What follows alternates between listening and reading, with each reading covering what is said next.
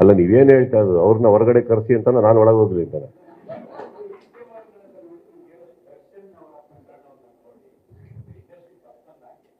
Sir, ನಾನು ಏನು ಹೇಳ್ಬೇಕು ತುಂಬ ಇಂದ ಹೇಳಾಗಿದೆ ಸರ್. ಈಗ ಅದನ್ನೇ ಕೆದ್ಕೊಂಡು ಮಾತಾಡೋದಕ್ಕೆ ಇಷ್ಟಪಡೋದಿಲ್ಲ, ನಾನು ಯಾರ ಮನಸ್ಸನ್ನ ನೋಯಿಸೋದಕ್ಕೆ ಇಷ್ಟಪಡೋದಿಲ್ಲ. ಒಂದು ಹೇಳ್ತೀನಿ ಕೇಳಿ, ಅವರಿಗೆ ಅಂತ ಒಂದಿಷ್ಟು ಫ್ಯಾನ್ಸು ಊರೆಲ್ಲ ಇದ್ದಾರೆ, ಅವ್ರದ್ದು ಅಂತ ಒಂದು ಕುಟುಂಬ ಇದೆ, ಕರೆಕ್ಟ್? ನಾವು ಮಾತಾಡೋದ್ರಿಂದ ಅವ್ರಿಗೂ ನೋವಾಗೋದು ಬೇಡ.